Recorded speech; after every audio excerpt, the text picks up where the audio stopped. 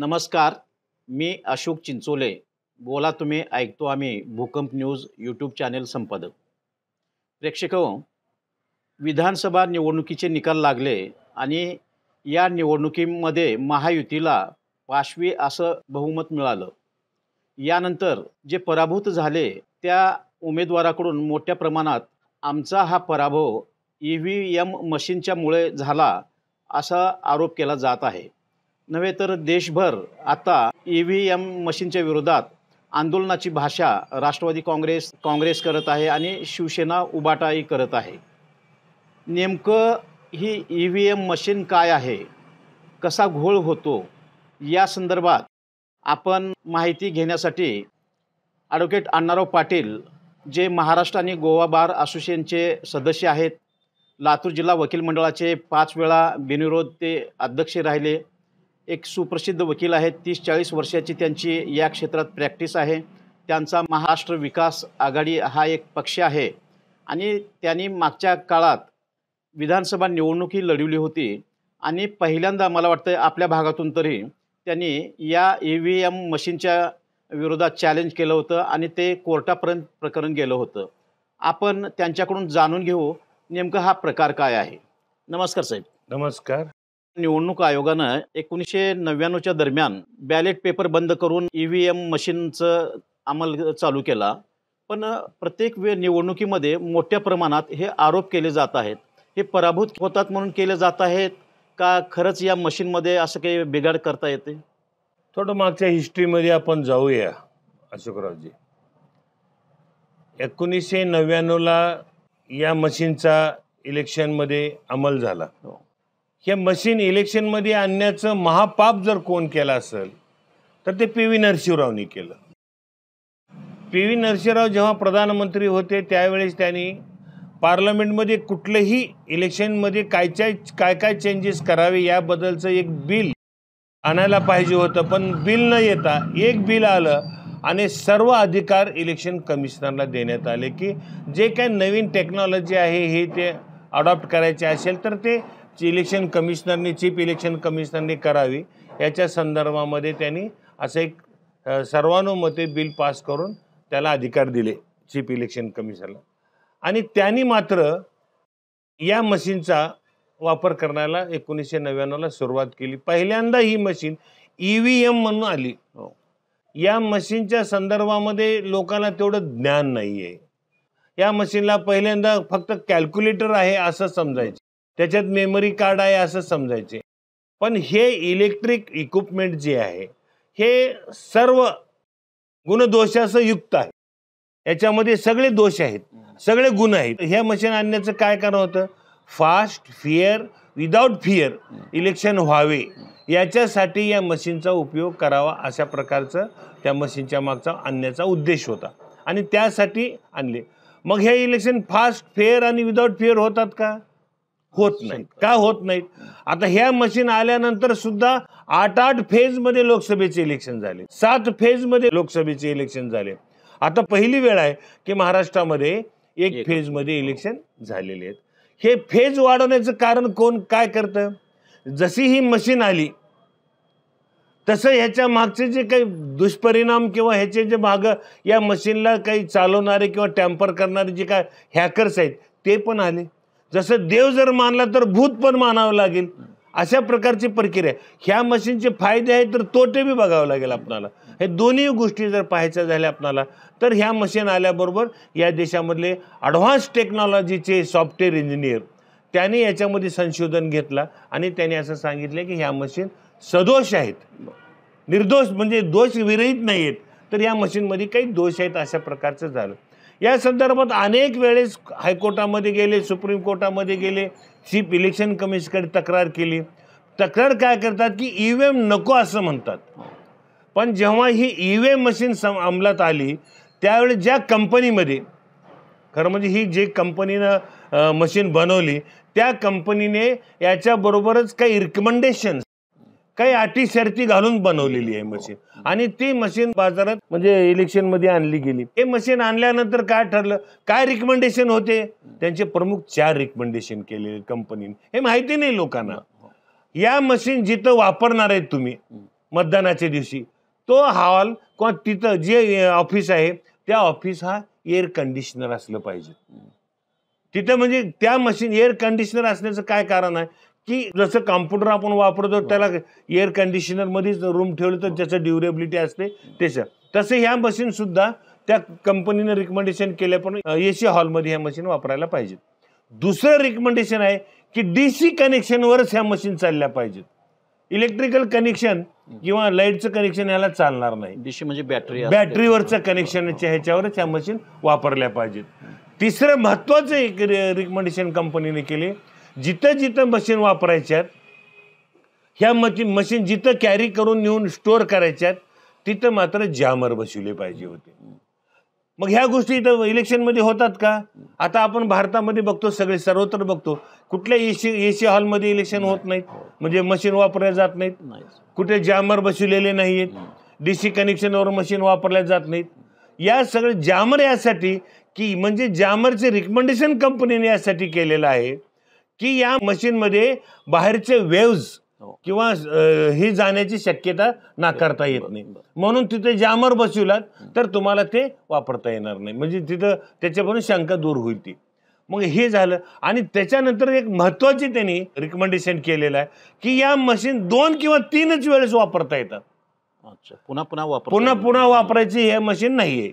आता आपण म्हणतो की आपण एक CD घातला, दुसरा काढला, तिसरा घातला, काढला, ते मशीन मध्ये लागू होत नाहीये. फक्त ह्या मशीन 2 किंवा 3 वेळेस वापरात आणता येतात, नंतर ह्या मशीन फेकून दिल्या पाहिजेत आणि मग दुसऱ्या मशीन घेतल्या पाहिजेत. पण हे एवढं खर्चिक आहे, तरी पण आपल्याला जगाच्या तंत्रज्ञानाबरोबर आपल्याला जायचं असेल तर निश्चितपणानं आपण जायला हरकत नाहीये. पण ह्या रिकमेंडेशनचा तंतोतंत अंमल होत नाहीये, याचं असं माझं मत आहे. त्याला नाही, कुठल्याच प्रकारची शिफारस मान्य करत नाही. आपण AC नसतं किंवा ते पॉवरच्या बाबतीत वगैरे नाही.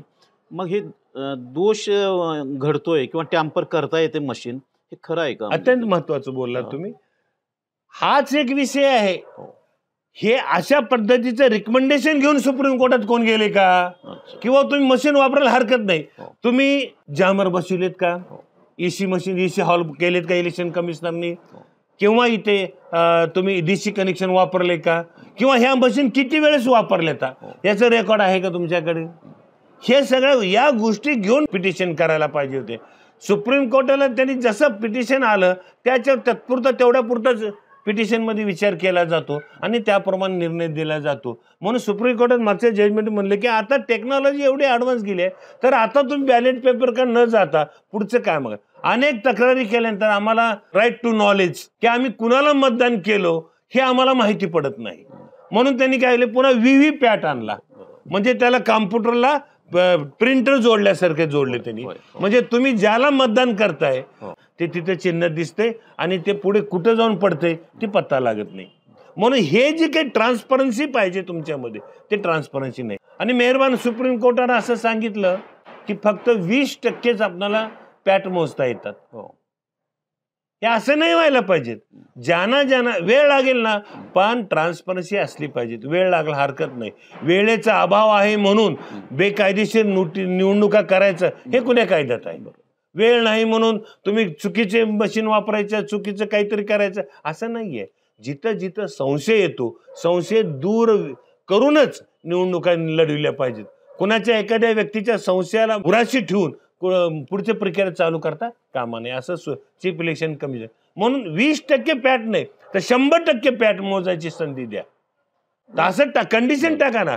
तुम्ही जर 20,000, 25,000, 50,000 मतांना जर डिफीट होत असाल तर तिथं कंडिशन टाका. आणि 10,000 होत असेल, 2,000 होत असेल तर त्या संशय येत असेल. आता तुम्ही पाहताय ना, आता तुम्ही जनरल पाहतायत की कलेक्टरनी मतदान झाल्या दिवशी संध्याकाळी या मतदारसंघामध्ये एवढे मतदान झाले, एवढं पर्सेंटेज झालं आणि एवढं मतदान झालं असं डिक्लेअर करतो.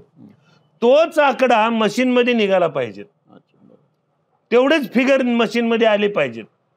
आणि ते फिगर जर टॅली होत नसतील तर मग मशीनला तुम्ही दोष देऊ शकता. मी जेव्हा पिटिशन केलो तेव्हा इलेक्शन हायकोर्ट, ऑनरेबल हायकोर्ट कोण होतं मला माहित नाही, पण मी ह्या मशीन नको म्हणून जेव्हा पिटिशन केलो त्यावेळेस हायकोर्ट, ऑनरेबल हायकोर्टानं असं म्हटलं की mister Patil, any electrical equipments or any equipments are temporable. but whether used machine is tamper or not, you prove that. Machine tamperable आहे का, मला मान्य आहे मशीन टॅम्परेबल आहेत किंवा मशीनमध्ये दोष आहेत हे मी समजू शकतो, किंवा एनी इलेक्ट्रिकल इक्विपमेंट निश्चितपणानं काहीतरी फेरबदल करता येतो त्याच्यामध्ये, अशा प्रकारचे इक्विपमेंट तयार होऊ शकतात. पण माझा प्रश्न असा आहे म्हणला की तुम्ही ज्या वापरलेल्या मशीन आहेत, इलेक्शन पिटिशन तुम्ही आणलात, त्या इलेक्शन पिटिशनमध्ये ज्या तुम्ही वापरलेल्या मशीन आहेत त्या मशीन टॅम्पर झालेत किंवा कसे हे मला प्रूव्ह करून दाखवा. मग ते मात्र डिफिकल्ट आहे. बरं, ते डिफिकल्ट करण्यासाठी मी मेहरबान कोर्टाला उत्तर दिलो की डिफिकल्ट जरी असलं तर एक सामान्य रूल्स असा आहे की जेवढे कलेक्टरनी मतं दिले तेवढे मतं त्या कॉम्प्युटरमधून निघाली पाहिजेत किंवा ईव्हीएम मशीनमधून तेवढेच मताचं काउंटिंग झालं पाहिजे, तेवढाच रिझल्ट आला पाहिजे.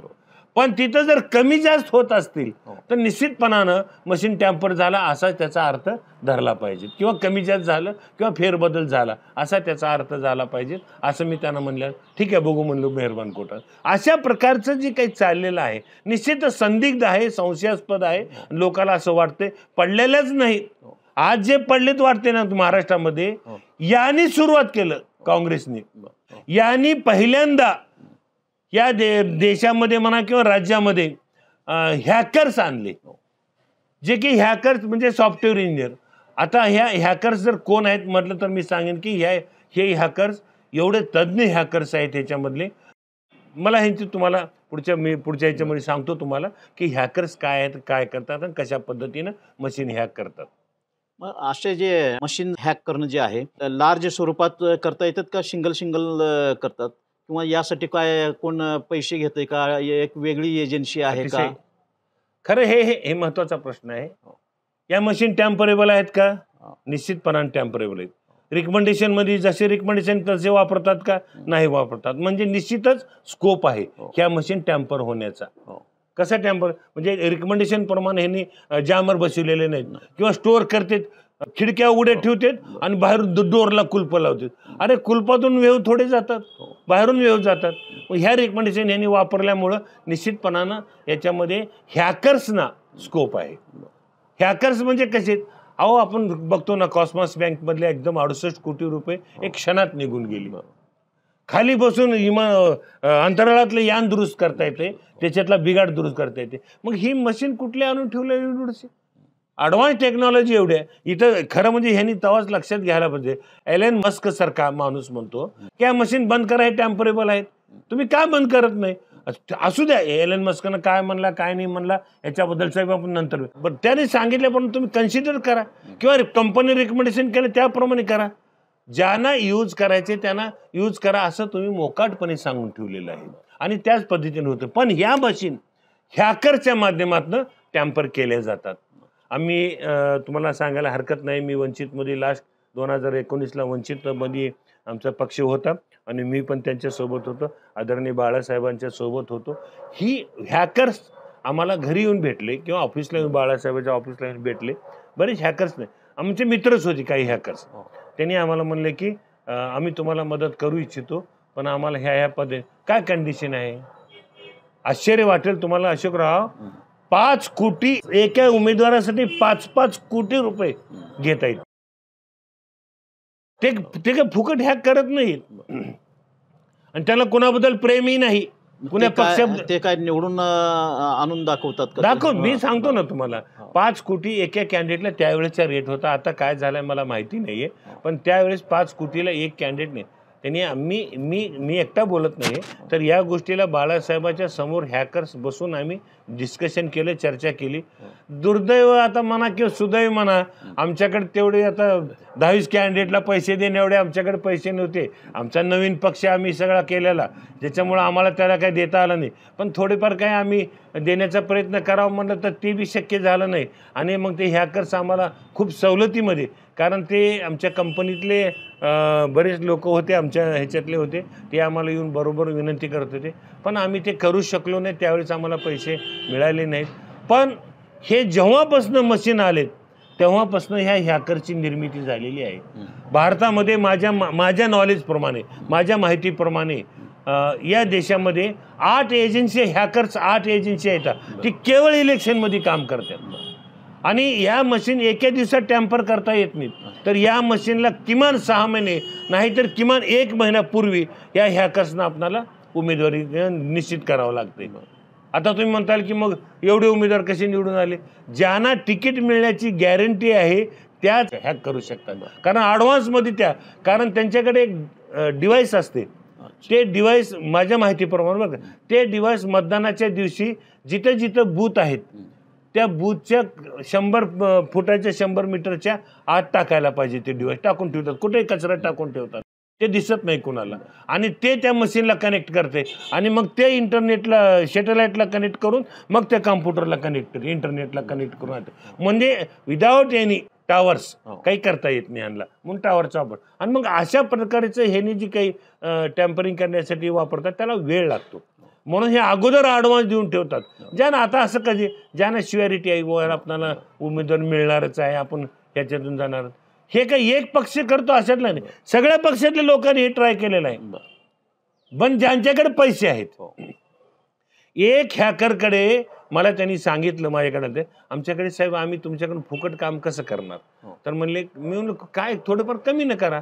ते म्हणले की आमच्याकडे 1600 सॉफ्टवेअर इंजिनियर आता सध्या आमच्याकडे काम करायला आहेत म्हणले, आणि प्रत्येकी 1 कोटी रुपये द्यावं लागतात, आणि जे पैसे देतील त्यांचं काम करतो आम्ही. तुमच्यासाठी एवढीच सवलत म्हणली, तुम्ही नवीन पक्ष आहे, दलित तुम्ही वंचिताची भाषा करताय, मग तुम्ही फक्त ॲडव्हान्स आम्हाला अगोदर द्या 1 कोटी रुपये, आणि नंतर ते सुद्धा आम्हाला देता आलं नाही. आमच्याकडे पैसे नव्हते द्यायची कोशिश नाही. मग निवडणुकीमध्ये ना कोट्यावधी रुपये उमेदवार खर्च करतात, मग इथं 5-10 कोटी द्यायला काय हरकत आहे? आता अनेकाचा खर्च जर बघितला तर 100-200 कोटी रुपये असं सांगितलं जातं आहे ना. मग ते जे उमेदवार खर्च करू शकतात तेच हॅक करू शकतात, कारण त्यांना निवडून याची शाश्वती पाहिजे. आणि काही उमेदवार एवढे कॉन्फिडंट, तुम्हाला सांगतो ना, एक सामान्य विचार करा, अलीकडचे नेते कार्यकर्त्याला भाव देत नाहीत, कार्यकर्त्याला नतमस्तक व्हायला लावतात. याचं कारण असं आहे की त्यांना माहित आहे कार्यकर्त्याच्या जीवावर मी निवडून येत नाही, मी हॅक करून निवडून येतो. मग कार्यकर्त्याची एवढी काय गैर करायची आहे? मग ह्या गल्लीत जाऊन तिथं कशाला गटारं साफ करीत बसायचे? ही कामं, ही जी मुजोरपणा नेत्यामध्ये आला ना, बिकॉज ऑफ ओनली पैसा आणि हॅकिंग. अशा 8 एजन्सी आहेत की त्याचे ऑटोमॅटिक अप्रोच होतात. तुमचा जर एखादी पक्ष लीडमध्ये चालत असेल तर ते तुमच्या संग अप्रोच होऊन त्यांनी डिमांड करतात, किंवा ज्यांना माहिती आहे ते ऑटोमॅटिक त्यांच्याकडे जाऊन ते ऑटोमॅटिक करून घेतात. म्हणजे हे ठरल्याप्रमाणे करत असतात. आता तुम्ही म्हणाल की मग मोदीला करता आलं नाही काय? आणखीन बरेच प्रकार आहे त्याच्यामध्ये. जोपर्यंत आता आपण म्हणतो की पश्चिम बंगालमध्ये का करता आलं नाही, जोपर्यंत प्रशासन तुम्हाला हेल्प करत नाही तोपर्यंत मशीन हॅक करणं डिफिकल्ट आहे. म्हणजे हे हॅक करायचं म्हणजे प्रशासन सोबत असलं पाहिजे, तरच ह्या मशीन हॅक करता येतात. कारण बारकोड नंबर जे मशीनचे असतात ते डिस्क्लोज करायचे नसतात. ते जर डिस्क्लोज झाले तर बारकोड, एकदा बारकोड आला की ज्या ईव्हीएम मशीन वापरणार आहेत त्या ईव्हीएम मशीनचा सर्व इतिहास पुढे येतो. त्या बारकोडमध्ये त्या मशीनची हिस्ट्री असते. मग त्या मशीनची हिस्ट्री कळाल्याबरोबर हॅकर त्याला ट्रॅप करतात. महाराष्ट्रात मग एवढी आता महाविकास आघाडीची वाताहत झाली, मग हे हॅक झालंय असं वाटतंय का आत्ताच्या कालच्या निवडणुकीत? आणि प्रशासनानं मग त्यांना मदत केली असणार असं निश्चित आहे का? बहुतांश ज्यांचं शासन असतंय, आता समजा इथले कलेक्टर असतील, इथले आरओ असतील, शासनाचं काम करत असताना त्यांना कुठेतरी त्यांच्या मनामध्ये भीती वाटते की हे जर पुन्हा आले तर मला त्रास करतील, माझी अवघड ठिकाणी बदली करतील, मला इथंच पाहिजे, मला तीच पाहिजे, किंवा माझं मी कमवलेली संपत्ती उघडी करतील, म्हणून त्यांच्या मनावर एक दडपण असते.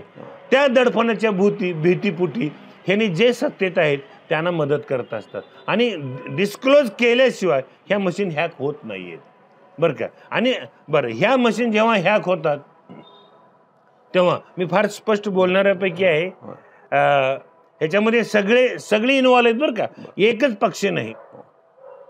म्हणून ह्या मशीन ईव्हीएम मशीन किंवा ईव्हीएम पॅड जे वापरतो आपण, तो पुढे वापरायचा किंवा कसे याच्या संदर्भामध्ये सुद्धा अनेक मतांतर आहेत. शासनात आहेत, कोर्टात आहेत, प्रशासनामध्ये आहेत. पण ह्या मशीनमध्ये काही ही नाहीये.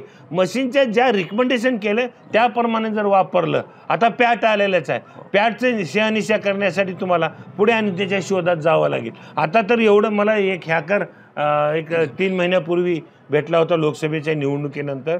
अण्णा तुम्ही यावेळेस काहीच केलं नाही म्हणला. मी म्हणलं कधीच करत नाही, यावेळेस करायचं काय, एवढे पैसे तुम्हाला देणे नाही, पण तरी पण आमचा संपर्क नाही, मैत्री नाही, दोस्त नाही, आपण बसणं उठणं नाही, काय झाले म्हणले. मी म्हणलो बा पैसे नाही तर तुम्हाला नमस्कार करायचा पैशाने करावा लागतो, म्हणून आम्ही काही त्याला पैशाने नमस्कार करायला केला नाही. तर ते असं म्हणाले आता तर एवढी ॲडव्हान्स टेक्नॉलॉजी आल्या म्हणले की ते आम्हाला डिव्हाइस सुद्धा टाकायची गरज नाही आता. नाही, आता नेहमी आपण ऐकतो की 2 कंपन्या आहेत या मशीन्स बनवणाऱ्या, आणि या विधानसभेच्या निवडणुकीत गुजरातहून मशीन मागवल्या गेल्या असं म्हटलं जातं. याची काही लिंक आहे, हॅक होणं, गुजरातच्या मशीन येणं, असं काही? नाही, ह्याच्यामध्ये कसं असं आपला गैरसमज असतो. काय समज असतो माहिती आहे का, कुठून मशीन आल्या याला जास्त महत्त्व नाही. ह्या मशीन पूर्वी कशासाठी वापरल्या, लोकसभेसाठी, विधानसभेसाठी, आणि किती वेळेस वापरल्या हे पाहणं गरजेचं आहे. ही मशीनमध्ये जेव्हा इथं आले तेव्हा त्याचा डाटा नीलच केलेला असतो, कारण तुम्हाला दिसता येतो ना तिथल्या डाट्याचा तिथल्या बूथच्या मताचा आणि इथल्या बूथचा मॅच होत नाही, तर डाटा इथं नीलच करून इथं मशीन वापरली जातात. म्हणून या मशीन कुठून आल्याला जास्त महत्त्व नाही आहे. उगी आपण काहीतरी समाधानासाठी, लोकांना गोड वाटण्यासाठी किंवा पेपर वाचण्यासाठी बातमी होते म्हणून अशा प्रकारची बातमी केली. केवळ मी BJPलाच म्हणत नाही, ह्याच्यामध्ये काँग्रेसवाले सुद्धा हातखंड आहे, काँग्रेसवाल्यांचा सुद्धा, की मशीन त्यांना आता करणं का शक्य झालं नाही? आता प्रशासन त्यांच्या सोबत नव्हतं यावेळेस, प्रशासन सोबत नाही. आणि दुसरी महत्वाची गोष्ट, काँग्रेसमध्ये पैसे खर्च करण्याची दानत किंवा पैसे पक्षाकडले खर्च करण्याची कुवत आता कमी झाली असं मला वाटतंय, म्हणून त्यांनी त्या नादाला न लागता बाकीच्या सगळ्या गोष्टी केली. ह्याच्यामध्ये पैसेवाल्याला थोडं माहिती असते, टेक्नॉलॉजी करता येते. नाही, मध्यंतरी मग कोणीतरी कोर्टामध्ये गेलं होतं, सर्वोच्च न्यायालयामध्ये, आणि न्यायालयानं असं म्हटलं की तुम्ही पराभूत झाल्यानंतर या मशीनच्या संदर्भात आक्षेप घेता आणि निवडून आल्यानंतर घेत नाही.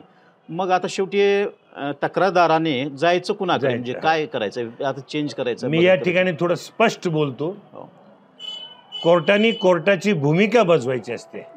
कोर्टाने राजकारण्यासारखं स्टेटमेंट करायचं नसतंय. अलीकडे करत आहेत, हे चुकीचं आहे, हे घातक आहे, ज्युडिशरीला घातक आहे आणि हे संशयास्पद आहे. म्हणून कोर्टाने जे आहे काम समोर आले तेवढ्या पुरतंच त्यांना बोलायचा अधिकार नाही आहे, कोर्टाला स्टेटमेंट करायचा अधिकार नाही. त्यांना जे काही करायचं ते ऑन पेपर करायचं त्यांनी. कोर्टाच्या आता माझी तर भूमिका अशी झालेली आहे, मला असं वाटायला लागलेलं आहे कोर्टानं महादेवाच्या पिंटीवर बसलेल्या विंचवासारखी भूमिका घेऊ नये. महादेवाच्या पिंडीवर जसा इंचू बसल्यावर त्याला मारता पण येत नाही आणि तो डसल्याशिवाय राहत नाही, ह्या भूमिकेत जाऊ नये. या जर भूमिकेत कोर्ट गेले तर आपल्या आणि पाकिस्तानच्या ज्युडिशरीमध्ये काही फरक राहणार नाही. भारताची लोकशाही, भारताचे कॉन्स्टिट्यूशन, भारताची डेमोक्रेसी, भारताची ज्युडिशरी हे अत्यंत चांगल्या पद्धतीने बाबासाहेबांनी याला चांगलं स्वरूप दिले, स्वतंत्रता दिली. याचा अर्थ स्वैराचार नव्हे, स्वतंत्र याचा अर्थ स्वैराचार नाही. म्हणून ज्युडिशरीने जास्त पॉलिटिकल लोकांसारखे स्टेटमेंट करू नये आणि ज्युडिशरीनं राजकारणावर वॉच ठेवलं पाहिजे. काय गलत आहे हे प्रत्येकानं विचार केला पाहिजे. त्या खुर्चीवर बसलं म्हणजे माझं कोणी काही करू शकत नाही अशा आविर्भावामध्ये त्यांनी वागता कामा नये ज्युडिशरीने, असा माझा कम्प्लीट त्यांच्यावर असा रोष आहे, माझा रोष आहे. त्यांनी असं, कारण ज्युडिशरीमध्येच आम्ही वकील लोक काम करतो. बार कौन्सिल आहे, बार कौन्सिल ऑफ इंडिया आहे, बार कौन्सिल महाराष्ट्र गोवा आहे, प्रत्येक राज्याची एक कौन्सिल आहे. आम्ही वकील काम केल्याशिवाय ज्युडिशरी न्याय देऊ शकत नाही. ज्युडिशरीनं असं सगळं क्रेडिट स्वतःवर कधीच घेता कामा नये. आणि क्रेडिट घ्यायचं तर ज्युडिशरीचा विषयच नाही, पण अलीकडे जास्त इंटरफेअर केलेला ज्युडिशरीमध्ये दिसतो आहे आणि हा निश्चितपणानं घटनेला धोका करू शकतो. फक्त तुम्ही काय आलंय त्याच्या पुढे तेवढ्या पुरतं बघा, म्हणून डोळ्यावरची पट्टी ठेवून न्यायदेवतेला उभं केलेलं आहे. पण आता ही डोळ्यावरची पट्टी काढून ट्रान्सपरन्सी आणलेली दिसते, म्हणजे कोण माझा, कोण तुझा, कोण आपला, कोण येणार काय भविष्यात. आणि ज्युडिशरी ऑनरेबल सुप्रीम कोर्ट आणि हायकोर्टाला मी नम्रपणे सांगणार आहे, तुम्ही ज्या दिवशी ज्युडिशरीची नोकरी स्वीकारली त्या दिवशी तुम्ही सगळ्या गोष्टीचा त्याग केला पाहिजे. या सरकारमध्ये 2च गोष्टी येतात, एक शिक्षक आणि ज्युडिशरी जज. ह्यानी नोकरी स्वीकारताना तिथं करप्शन नाही झालं पाहिजेत, तिथं भ्रष्टाचार नाही झाला पाहिजेत, तिथं वशिलेबाजी नाही झाली पाहिजेत, तिथं आपतेष्ट गणगोत नाही झालं पाहिजेत. काय समोर मॅटर आहे एवढंच पाहून तुम्ही न्यायदान केलं पाहिजे. जे एव्हिडन्स आला, जे पुरावा आला, जे भय झाले, जे साक्षी पुरावा आला, त्याला आधारून तुम्ही न्यायदान करा. तोंड बघून न्यायदान करण्याची परिस्थिती नाही आहे. पण अलीकडं काय झालं माहिती आहे का, ज्युडिशरीमध्ये मी टीका करत नाहीये. मी एक वकील असताना असं म्हणतोय, मी वकील आहे म्हणून सांगतो, जी मी बोलायचं आहे ते बोलतोय, जे बोलणं गरजेचं आहे. मला कोणाचं भ्यायचं कारण नाही. मी कोणाचे काही वशिला नमक्यान, कोणाची काही चमचीगिरी घेऊन मी न्याय प्राप्त करत नाही. मी माझे पुस्तकं वाचतो, रात्रंदिवस अभ्यास करतो म्हणून. आणि मी आतापर्यंत ज्युडिशरीमध्ये कुठल्याही प्रकारच्या व्यवहारात अडकलेलो नाही. आणि मला वाटतं की ज्युडिशरी जर स्वच्छ राहिली तर प्रशासन, राजकर्ते त्यांना वाच करता येईल. ज्युडिशरी जर बदनाम होऊ लागली तर त्याला कोण वाचवणार आहे. म्हणून आम्ही वकील मंडळी आहेत, आम्हाला ज्युडिशरी टिकली पाहिजे, ज्युडिशरी चांगल्या प्रकारे चालली पाहिजेत, निष्पक्षपणे निष्प्रह चालली पाहिजेत आणि निर्विवादपणे ज्युडिशरी कायम काम करीत राहिली पाहिजेत.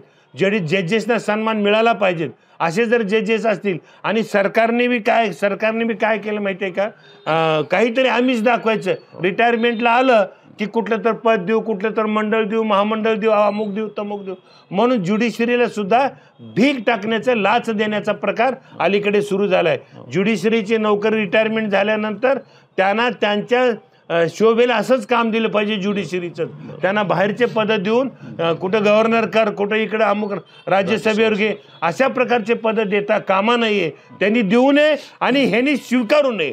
एकदा एका अधिकाऱ्यानं म्हणलं होतं, पहिल्यासारखी ज्युडिशरी नाही, आता न्यायालय राहिले नाहीत, न्याय कार्यालय झालेत, न्यायाधीश राहिले नाहीत, न्याय अधिकारी झालेत. आणि खास वकिलामार्फत खास न्यायाधीशापुढे हमखास न्याय ही संकल्पना आता पुढे यायला लागली. ही जर आली तर मला सांगा डेमोक्रेसी आणि ज्युडिशरीला काय अर्थ उरणार आहे. अशा प्रकारची भूमिका घेऊन आम्ही तर वागतोच आहेत, पण वकिलाला डायसवर बसून नाउम्मीद करण्याचं आणि आमचं पोट त्याच्यावर आहे, आम्ही भीक मागे आहोत, अशा प्रकारची भूमिका जजेसनी घेऊन जर आमच्या पुढे न्यायदान करायला लागले तर त्या न्यायाला अर्थ उरत नाही. म्हणून न्यायाधीशाने इंटरफेअर राजकारणात जास्त करू नये आणि राजकीय मिळणाऱ्या पदावर डोळा ठेवून बसू नये. बाकी रिटायर झाल्यानंतर त्यांनी आपलं निवांतपणे निवृत्ती वेतन घेत आपलं शांतपणाने जीवन जगावं. तर या EVM मशीन संदर्भात ना जनतेमध्ये आणि सामान्य कार्यकर्त्यामध्ये प्रचंड शंका, गैरसमज निर्माण झाला आहे. तर आणि लोकशाही तर विश्वास आमचा हे महत्त्वाचा आहे, हे खरं नाही, हे सगळं काही खोटं आहे. तर हे विश्वास संपादन करण्यासाठी काय करता येईल, म्हणजे आता मशीन बदलायची? राईट टू नोचा तर जनतेला अधिकार आहे. मला मी कुणाला मतदान केलो याचा अधिकार मला पाहण्याचा आहे, पण तिथून चीट मिळत नाही आपल्याला. आणि ती चीट मिळाली का नाही मिळाली त्याचा काही उपयोग होणार नाही. जे बॉक्समध्ये पडते चीट, म्हणून पॅट जो मोजायचा असतो, एकदा चिठ्ठी तयार झाली आणि ती एकदा खाली पडली की तिच्यात काही बदल करता येत नाही. वरच्या मशीनमध्ये बदल करता येईल, पण ऑनरेबल सुप्रीम कोर्टाने 20% मोजा, म्हणजे 20% काय, ही काय भात आहे का, भाताची परीक्षा शितावून व्हायला? अख्खा पॅट मोजला पाहिजे. वेळ लागला हरकत नाही, जिथं संशय आहेत हां तुम्ही कंडिशन घाला की तुम्हाला जर 10,000 जर तुम्ही डिफीट होत असेल किंवा कुणालाही मोजता येणार नाही. नंबर 2चा जो कॅन्डिडेट आहे त्यांनी अर्ज दिला आणि त्यांना वाटलं की मला संशय आहे की मी एवढं माझ्यासारखं वातावरण असं मी निवडून येत नाही, तर त्याला पूर्ण बॅट मोजून दिला पाहिजे. उशीर झाला हरकत नाही. आता उशीर झाला म्हणतो. आता 4 दिवस निवडणुका झाले, 26ला शपथविधी घ्यायची होती, पुन्हा काळजीवाहू सरकार केलं, पुढे लोटलंच की. मग तुम्हाला गडबड करून निवडणुकीमध्ये लोकांचा विश्वास गमावण्याचं काय कारण आहे? एक प्रयोग म्हणून ना ती VVPAT ही पूर्णपणे मोजण्याचं एकदा हे करावं, ते तसं करायला पाहिजे. ते सुप्रीम कोर्टानं अडकाव. सुप्रीम कोर्ट काय करते, जगू बी नकोस मरू बी नकोस अशा प्रकारचे आदेश करत असते. पॅट नाही मोजला, 20% पॅट मोजल्यावर कसं कळणार आहे? म्हणून 100% पॅट मोजण्याची परवानगी दिली पाहिजे. पूर्वी आपण बॅलेट पेपरचे तीनदा मोजणी करतच होतो. आता सुद्धा बघा, जिथे ज्यांनी रिकाउंटिंग केली त्यांचे मत कमी जास्त झाले.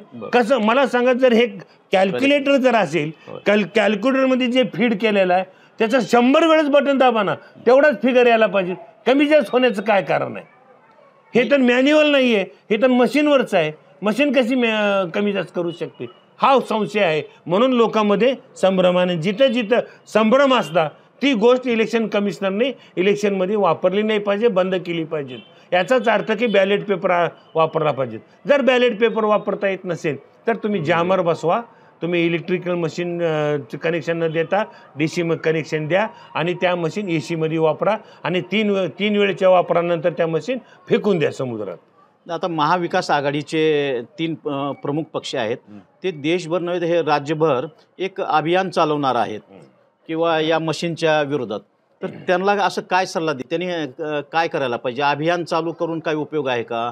किंवा हे त्यांनी जे कंडिशन घातलेत कंपन्यांनी त्यानुसार करायचं, VVPATची पूर्णपणे मोजणी करायची की बॅलेट पेपर पुन्हा वापरात आणायचे? मी ह्याच्या 4 कंडिशन आहेत. 4 कंडिशन सांगतो. त्यांनी आता VVPAT हटावायची भूमिका नाही घ्यायची, घेऊ नये. कारण काय घेऊ नये ते शक्य नाही. आता बॅलेट पेपरचं बॅलेट पेपर जेव्हा बूथ कॅप्चरिंगचे ह्याचे त्याचे पूर्वी प्रकार होते, सेन्सिटिव्ह मतदारसंघ अमुक झाले तमुक झालं, तो प्रकार आता हे पॅटमुळे होत नाहीये. एक चांगली गोष्ट आहे ह्याच्यातली. दुसरी अशी गोष्ट आहे की वेळेची बचत होते, निश्चितच आहे. पण म्हणून त्यांनी आता वेळेची बचत होते, ह्याच्यात काही तितकासा फेरबदल करता येण्यासारखा आज जरी असला तर हे जर मी 4 रिकमेंडेशन कंपनीने केले ते जर वापरले तर मग ह्याच्यात फेरबदल व्हायचं काही कारणच नाही. मशीनमध्ये काही बिघाड नसतो. बाहेरून टॅम्परिंग करणारे जे मशीन असतात की हॅकर असतात ना, ते बाहेरून हॅक करत असतात. म्हणून ह्या गोष्टी आहे त्या मशीन ठेवल्या पाहिजेत. फक्त माझे एवढेच आंदोलन करते तर मशीन हटवा म्हणून नाही, तर हे रिकमेंडेशन लागू करा आणि 100% पॅट मोजायची परवानगी घ्या, असा ठराव आणा आणि मग 4ही रिकमेंडेशन ठेवा आणि 100% पॅटमधले जी चिठ्ठ्या पडल्या तर 100% मोजायची व्यवस्था करा. पुन्हा टॅम्पर करायच्या भानगडीत पडणार नाही. कारण पैसे देऊन पुन्हा जर टॅम्पर केले, पॅट मोजले आणि पुन्हा जर तो निवडून आला, त्याचे पैसेही गेले आणि अपयशी पदरात पडलं, असं होईल. म्हणून 100% पॅट मोजण्याची पद्धत अंमलात आणावी. आणि दुसरी गोष्ट की जे रिकमेंडेशन केली कंपनीनं एवढंच करणं गरजेचं आहे आणि हेच केलं पाहिजे. आता पॅट हाटणं की मशीन EVM मशीन काढा म्हणणं ना म्हणजे कालबाह्य झालेलं आहे. सुप्रीम कोर्टाने म्हणलेलं आहे ते कालबाह्य झालेलं आहे. याच्यात काय दुरुस्ती करता येते आता ते करणं योग्य आहे आणि ते केलं पाहिजे. राजकारण हे पैसेवाल्याचं झालं असं म्हणतात. जे भांडवलदार आहेत, पैसेवाले आहेत, ते सत्तेत येऊ शकतील. आणि विरोधानं असंही म्हटलं जाते की देशामध्ये उद्या चालून अडाणी अंबानीसारखे लोक म्हणजे सत्तावर येऊ शकतील. त्यांच्याकडे तरी पैसा आहे, तंत्रज्ञान आहे, ते का या क्षेत्रात घुसू शकणार नाहीत? कधी त्यांचे डोके फिरूच नाही अदानी अंबानीचे, बरं का. हे जे मोठे पैसेवाल्यांनी टाटा, बिर्ला, अंबानी, किर्लोस्कर, बजाज यांचे जर डोके फिरले, त्यांना जर स्वप्न पडू लागले प्रधानमंत्री व्हायचं, दुसऱ्या प्रधानमंत्र्याच्या चाटत फिरण्यापेक्षा, त्यांची गुलामगिरी करण्यात फिरण्यापेक्षा आपल्याकडे पैसे आहेत, मग यांनी जर सगळे उमेदवार देऊन लढवण्याचं जर स्वप्न त्यांना पडलं किंवा जर त्यांना प्रधानमंत्री होण्याचे स्वप्न पडले तर पुढच्या काळामध्ये ह्या लोकशाहीची वाट लागून जाईल. हे त्यांनी करत नाहीत, हे आणखीन देशावर उपकार करतात असं समजावं. कारण हे काय म्हणताय, मोदी भ्रष्टाचार करत नाही का? एवढा खर्च कुठला करतो? मोदी करप्शन करतो, पण कसं आहे कॉर्पोरेट करप्शन. अदानी अंबानी सांभाळायचं, इलेक्शन मध्ये अदानी अंबानी इलेक्शन सांभाळतात, अशा प्रकारचं चालू आहे. स्वतः काही करायचं नाही. शरद पवार स्वतः काही भ्रष्टाचार केला नाही, पण शरद पवार पुन्हा सगळं शरद पवारचं आणि अजित पवारच आहे की. अजित पवारने 69,000 कोटीचा भ्रष्टाचार केला. गाडीभर पुराव्यात म्हणणारा फडणवीस त्याला संघ घेऊन कारभार केला. त्याला कभी भी चक्की पिसायला पाठवतो म्हणणारा आज सोबत घेऊन काम करतोय. सगळे पक्ष काम करतात, पैशाशिवाय कुठलाच पक्ष काम करत नाही. आणि सत्तेत जायचं एकच लोकांच्या मनामध्ये काय आहे, पैसा कमवणे, पुन्हा सत्तेत जाणे. सत्तेत कशासाठी जाण्याचं? लोकांच्या कल्याणासाठी किंवा लोकांचं कल्याण करायचं म्हणून जायचं नाही. यांच्या प्रॉपर्टीला कवच कुंडल पाहिजे म्हणून सत्तेत जायचंय. आता अमित देशमुख असेल, त्यांना काय सत्तेचा कधी वापर, त्याला सत्तेचा काही फायदा आहे का? सत्तेचा एकच फायदा त्याला आहे, त्याच्या प्रॉपर्टीवर आँच येत नाही, त्याच्या प्रॉपर्टीवर गडांतर येत नाही. हे जे बेमाप प्रॉपर्टी 149 बोगस कंपन्याचे सबसिडी खाऊन कमवलेली प्रॉपर्टी अमित देशमुख, याला कुठंतरी संरक्षण पाहिजे, कवच कुंडल पाहिजे म्हणून सत्तेत. मग 200 कोटी कमवायचे, 20 कोटी खर्चायचं आणि पुन्हा सत्तेत जायचं. त्या 200 कोटीला कवच कुंडली येते. याच्यासाठी सत्य जायचं आहे, लोकांच्या कल्याणाची भाषा नाही. आणि लोकांचं कल्याण ह्या तर सध्याच्या परिस्थितीमध्ये असलेल्या, मग काँग्रेसच्या असतील, राष्ट्रवादीच्या असतील, भाजपच्या असतील, सेनेच्या असतील, हे तर लोक काही जनतेच्या कल्याणाची भाषा करत नाहीत. ज्यांनी आमच्या पुढे अनेक प्रधानमंत्री झाले, माझ्या तरी पुढे, पण लाल बहादूर शास्त्रीला मी विसरू शकत नाही. का विसरू शकत नाही? लाल बहादूर शास्त्रीचा मृत्यू झाल्यानंतर 20व्याला दाणे नव्हते घरात, आणि त्यांनी एक जनतेच्या विरोधात जाऊन तास्कन करार केला, तर त्याला शॉक बसला आणि अटॅक येऊन मेला. ही परिस्थिती. आम्हाला जनतेला पूर्ण वाहून घेणारे, जनतेच्या सर्वांगीण विकास करणारे आणि फुले, शाहू आंबेडकर, बसवेश्वर, मौलाना अबुल कलाम, अहिल्यादेवी होळकर, अण्णाभाऊ साठे यांच्या विचाराने जे प्रेरित आहेत, आणि नुसतं प्रेरित नाही, डोक्यात विचार नाही, अंगीकारले पाहिजेत, आचरणात आणले पाहिजेत, व्यवहारात आणले पाहिजेत, असेच माणसं या देशाचं कल्याण करू शकतात. याच मध्ये देशाचं कल्याण आणि जनतेचं कल्याण दडलेलं आहे. नाही, EVM मशीनच्या संदर्भात जी शंका निर्माण झाली आहे, आता जनतेने काय करायचं आहे की तुम्ही वकील मंडळाने किंवा कार्यकर्त्यांनी, निवडणूक यंत्रणेने काय करेल ते पाहत राहावं असंच म्हणता येईल? मी आता सगळ्या जनतेला किंवा ज्यांना काही EVM नको आहे त्या माणसांनी, जिथल्या उमेदवारांनी जे पडलेले आहेत त्यांनी आधी मतदान झाल्या दिवशी कलेक्टरनी किती ROने आकडा, किती मतदान झाला आकडा, किती मतदान, किती हजार, किती लक्ष झालं याचा आकडा काढून त्याची पूर्ण माहिती घ्या, आणि काउंटिंगच्या वेळेस किती डिफरन्स आला ही एकदा बघा, आणि त्याच्यानंतर तुम्हाला मग कोर्टाचं दार ठोठावं किंवा इलेक्शन कमिशनरकडे अशा प्रकारची तफावत तुम्ही त्यांच्याकडे ठेवा. म्हणजे निश्चितपणाने इलेक्शन कमिशनरला, चीफ इलेक्शन कमिशनरला, स्टेटच्या इलेक्शन कमिशनरला त्याच्यामध्ये काहीतरी निर्णय घेता येईल. RP ॲक्टमध्ये तशी तरतूद आहे, आणि आपणाला VVPAT मोजायचं असेल तर तुम्हाला आणखीन मुदत आहे, पण ते 20%च मोजता येतील. पण त्याच्यासाठी जी रक्कम जास्त लावलेली आहे ते रक्कम कमी केली पाहिजे, असं माझं चीफ इलेक्शन कमिशनरला म्हणणं आहे. हे आहेत ॲडव्होकेट अण्णारावजी पाटील, ज्यांनी की EVM मशीनच्या संदर्भात बऱ्याच शंका किंवा त्रुटी असतील किंवा जे गैरवापर होत आहे त्या संदर्भात आपल्याला विश्लेषण केलेलं आहे.